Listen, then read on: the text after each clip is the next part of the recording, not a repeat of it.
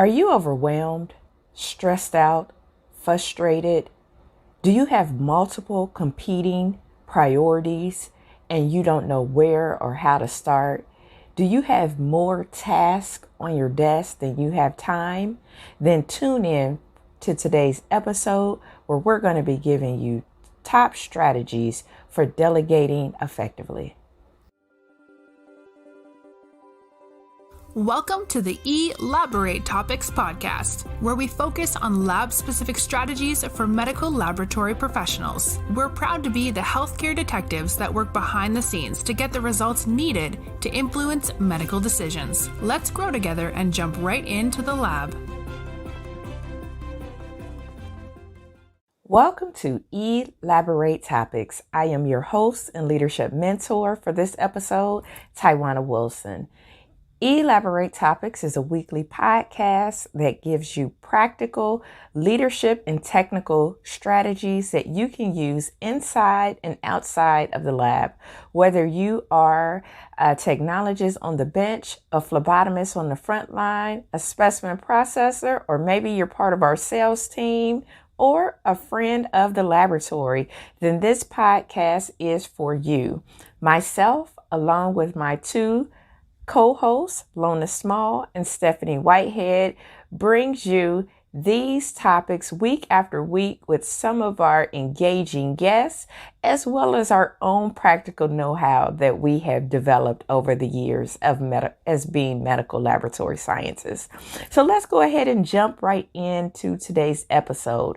We are going to be talking about a hot topic.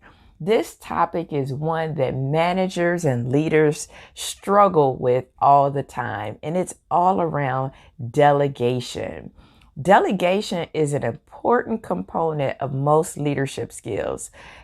It could be viewed as a soft skill. And why is delegation important? It's important because, let's face it, there's no shortage of tasks that needs to be done. There's no shortage of priorities and deadlines.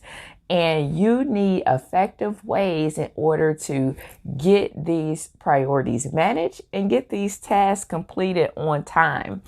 But you're going to need some help. You can't do it all your own. And quite frankly, your leaders, especially if they're good ones, don't expect you to get it done all on your own. That's why you have a team. And it pays to have the right team in place. I know as a leader, it's often difficult letting go of the responsibilities. It's easy to assume that if you're the manager or the supervisor or the lead tech or coordinator or whatever your particular organization calls somebody with a next level of authority, it's easy to get bogged down in the weeds that you are responsible and you have to do it all on your own. There's a study that was done by Harvard, and it actually suggested that delegation can increase overall performance of any organization. So whether you're a hospital laboratory, a freestanding emergency department, whether you're a doctor's office, or even an entrepreneur, being able to delegate and have a team will be critical for you. Delegating empowers others in your organization, on your team, to make the most of their skills. So it's an important opportunity to be able to allow them to increase their skills for your teammates. And it also reduces the stress that you have on yourself. So first, we're going to talk about knowing when to delegate. Before you can learn how to delegate effectively, it's important that you know when it would be beneficial for you to share your tasks with your team, with your employees, because not every task can be delegated. No matter how hard you try, there are going to be certain issues that you'll want to handle for yourself.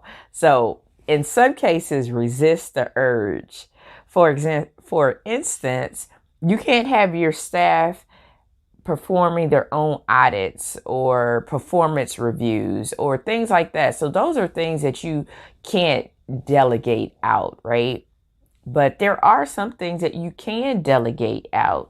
So say if you are a supervisor, you may have a staff member that checks your maintenance logs for you and making sure that they are completed. As we know in the laboratory, we don't like holes, especially when we perform patient testing on that day. We want to make sure that our instruments were in control, our maintenance checks were performed, and so that you could start off with tasks like that. I have seen some supervisors or managers delegate the scheduling. Now that can get a little bit tricky, but I have seen it where they have a team member that actually does their schedules for them. There are other things that you can delegate as well. In the laboratory, it's very important to make sure things that are dated and labeled appropriately. So being able to have somebody to check those. As we know, we should always be CAP compliant at all times, Joint Commission compliant, or any of the other regulatory agencies compliant at all times. And as the supervisor or lead, you can't be everywhere at all times. So you need somebody else to be looking as well, because you can be looking at one thing and see it day after day, and it doesn't stand out until another set of eyes starts to look at it. So those are things that you can think about that needs to be delegated. And then you can also think about, are there tasks that you do that can be automated by a computer? Are there reports that can be ran for you versus you pulling data manually? So that means that the human part of it is not necessary. As my mom would always say, work smarter, not harder, and that making sure that your tools work for you. I know sometimes as organizations, and I've been in several, where we have a lot of tools where we maybe only use one part of the tool for this or one part of that tool for something else. But are you really utilizing all of your tools effectively? And that can serve as some automation or delegation of those responsibilities in which you're not spending time. Hiring excellent team members, I will say, is very important too, to ensure that you can delegate effectively to your team. Because one of the reasons that people don't delegate is because they don't feel like their team has the skills to be able to do it. So one, you got to empower your team. Two, it starts with making a smart hire or the right choice for your team. So the most obvious times to delegate are when, and here, make sure you're taking some notes, get your pen and paper out, but you simply don't have the right talent or skill to handle a task on your own. So there are some things that are better delegated to somebody else that's more resourced to be able to handle that task or have the right skill set to be able to do it. I like to use the phrase, just because you can do something doesn't mean you should.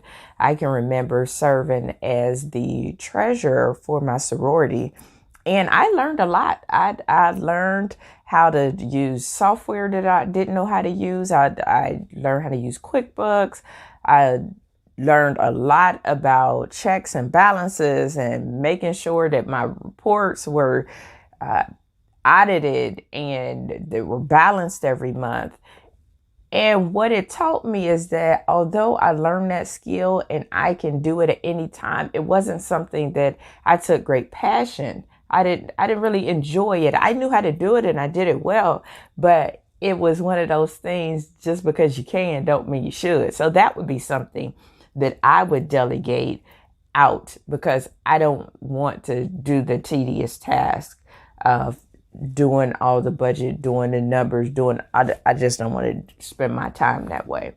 But it's a great skill to have. I know if something is out of order, but if you don't have the right talent or skill, that's definitely something that you should delegate out. So maybe doing a schedule, maybe looking at, because doing the schedule is like a puzzle.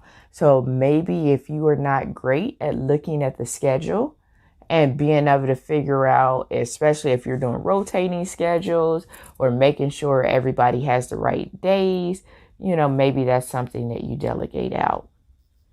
Another obvious time to delegate is when somebody on your team or within your organization is better equipped for that task in question. So I know with staffing challenges, some roles in your organization or some people may be asked to do more than one job, especially if somebody departs the organization. And when somebody's asked to do more than one part, looking at when you are divvying up responsibilities, do those responsibilities make sense for the person you are getting ready to divvy those tasks out to? Because maybe it doesn't. Maybe it belongs somewhere else with somebody else that's more capable of performing that task more efficiently and effectively. Another obvious time to delegate is you don't have enough time to handle all the tasks in front of you. So you already have 10 projects on your plate in which you are the lead for at least 7 of them.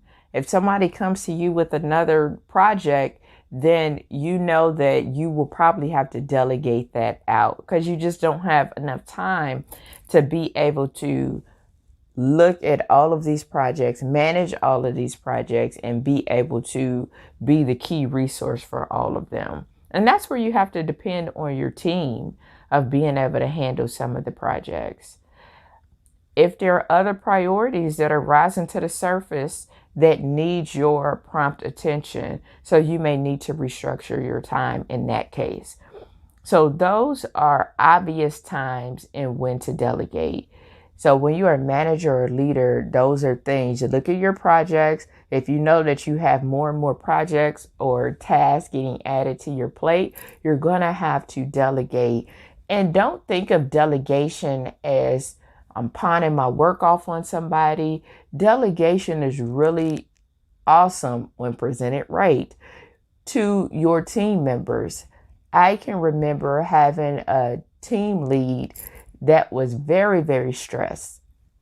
I was a newer tech. I knew I wanted to rise up through the ranks, and I know I wanted to move to higher levels of authority, to higher positions. I was a bench technologist at the time. I saw that my lead tech was very stressed, trying to keep up with QC and training and keep up with everything that was happening in our toxicology and special chemistry area. And it was one of those things where feel the need. So if you are a rising star that's listening to this episode, feel the need. Be able to feel the need. You could tell when your managers, your team leaders are stressed out and overwhelmed. Be able to help. Be able to offer some assistance to be able to take some of that stress off of them. Because what it does for you is it allows you to gain those skills. And so I saw that my team leader was stressed and overwhelmed. And I'm like, well, if we have any new hires that come back here, I'm willing to train them, and it put me in the department for months at a time, which was okay because I was able to practice my training skills. I was able to work with new hires that we had. I was able to gain that confidence in training and public speaking and being able to help a fellow team member. And she really appreciated that because with that, taking off training off of her plate, I also would look at maintenance logs. Since I was in the department for a long period of time, I would look at maintenance logs. I would make sure I would check inventory for her to let her know when the inventory was getting low or if we needed something. And although I didn't have a documented leadership role or supervisory role, I was able to use that in other job opportunities that I got when I was asked, name a time that I took on some extra responsibilities that I didn't have. So delegation is great for the manager and is great for the person that's being delegated to when done effectively. So we've talked about when to delegate. Let's talk about knowing how to delegate. As scientists, as we are technical people, right? And delegating isn't something that always comes naturally to us. And actually, it doesn't come naturally to a lot of leaders because you got to practice it. You got to practice it. And it's getting over that trust, that fear, that it's getting over all of those things that we have in our mind. And you need a plan. So I'm going to give you some strategies that you can use to help you know how to delegate. And this episode is more so for managers and leaders, but if you have to delegate anything in your personal life, if you're in the community, you could definitely take these strategies with you. So get to know your employees or your team if you don't have employees. Every employee has a specific skill set and talent that makes them better suited for certain challenges. So your staff might even have goals when you do your performance reviews or you think about the year and what your teammates want to accomplish for that year. Then delegating tasks to them could help them achieve some of those targets. For instance, if you have an employee that wants to develop their leadership skills, for example, and they're very good with safety, they're very good with safety and they're very good with pointing out when something doesn't seem quite right, you could have them lead your internal safety team with the help of the rest of the team, of course, but they could take the lead in that instance by doing your department rounds for safety, making sure secondary containers are labeled appropriately, making sure that everything is in your MSDS catalog, if your electronic catalog, if you have one. But getting to know your employees, because you can't delegate everything to everybody. So this is why this is very important, because your team all has a diverse skill set. So knowing who would do well at a certain skill and being able to delegate that particular task to them. So that takes you as the manager, the leader, the supervisor. That takes you knowing your team and understanding how to leverage them to your full advantage or to the advantage of the organization.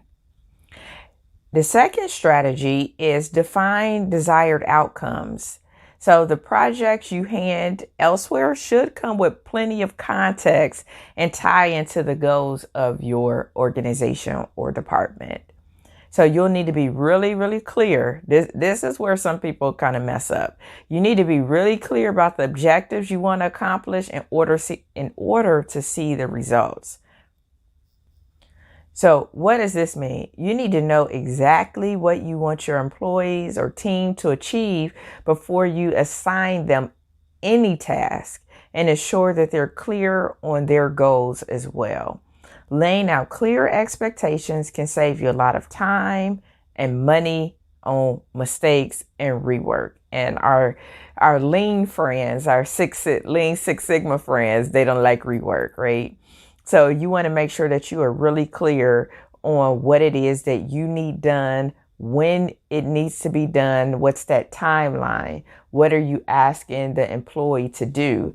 I've seen delegation go wrong here where it's like, hey, I need you to review QC, but you gave no timeline, you gave no instructions, you didn't tell them exactly what QC you wanted them to review. You didn't give no context on it. Am I reviewing this month? Am I reviewing last month? What exactly am I doing? Do you need this next week? Do you need this tomorrow?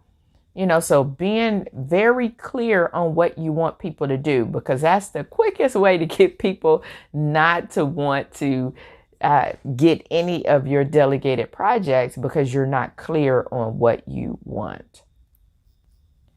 The third strategy is provide the right resources. If the person you're delegating to your work to needs to help to get it done, they need time off the bench to get it done, you have to ensure that they have the time off the bench in order to get it done. They have that time to be able to work on it. So sometimes your employee may require specific training or the authority to feel empowered to be able to do that certain task and resources to get through the project. So you have to make sure as you're delegating, and I've seen this happen too, where somebody has delegated a task to a team member, but they don't have time to work on it. Like you didn't give them time to be able to be successful in that. And that's the one thing is everybody wants to be successful and do a good job. More than not, people really want to do a good job and they want to be helpful, but they want to be set up for success as well. So remove any red tape or hurdles in advance and give them the resources that they need so that they can truly do a good job. And if when you give them all of the resources they need, initially also means that you can fight the urge to micromanage. Trust that they can do whatever it is that you have assigned them to do. They have all the tools to be successful. And then you can take a step back and watch them be able to get the work done. The fourth strategy is to establish channels of communication. Now, you can't just delegate the project and never check back in, or delegate the task and never check back in until it's done. I'm not saying micromanage. I'm saying establish channels of communication. It's important to have a system in place that encourages positive input and feedback when your team members have questions on the projects that they're working on.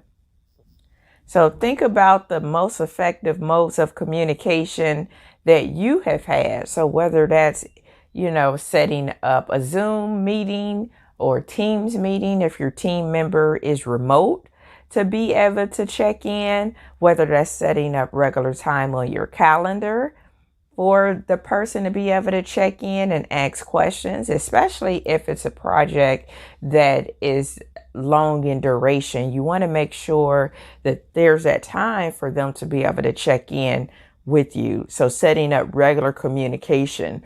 So if you have a project that spans over a month, for example, then you might want to set weekly check-ins with the person that you have delegated the task to.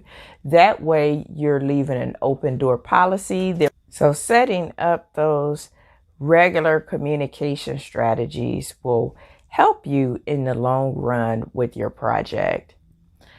And the last strategy would be allow for failure and reward success. You want to avoid delegating with the assumption that your team member is not going to be successful or they're not going to finish the project.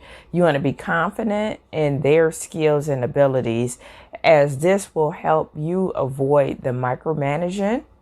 But keep in mind that things might not go exactly according to plan, right? So you want to recognize mistakes and use them as opportunities to give useful feedback for the future. So you don't want to beat the person up because they made a mistake or they failed at something, but use it as a learning lesson. You might even learn that you need to get better instructions or be clearer about your requests when you're sharing information with your staff. So it could be a learning lesson for both parties. I've definitely had that happen where I've given out instructions, and so I thought it was very clear, but it wasn't very clear for the person that I gave the project to or delegated to. So you also want to, when you are giving those projects out, making sure they understand, before they walk off and get started too. Does this make sense? Do you have any questions? Is there anything else that you need? Is there any additional information that you need? When delegation goes well, however, and your employees deliver positive results, make sure that you recognize it. So pay attention to their effort that they have spent trying to do the project or task that you have given them, and acknowledge the results and with awards and praise and public praise and meetings or whatever the case may be, because they took that project, they owned it, and it was something that was impactful to them, and you should celebrate the success with them. So those are 5 strategies that you can start implementing right away when it is time to delegate. So think about your next project that you have, your next task. Think about the strategies that you can employ. So get to know your employees so that you know what skill set they have and who you can delegate certain projects to that makes sense. You want to define the desired outcome. So you want to be very clear in your instructions that you're giving to the person that you are delegating to. You want to provide the right resources, making sure they have time to be effective, making sure they have the computer technology that they need to be effective in the skills or in that project.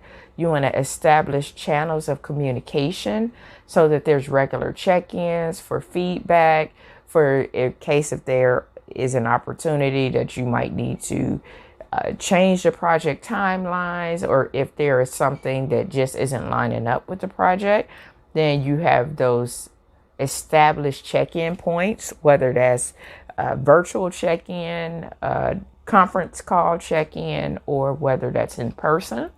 And then allow for failure and also reward success, because somebody did take that off of your plate.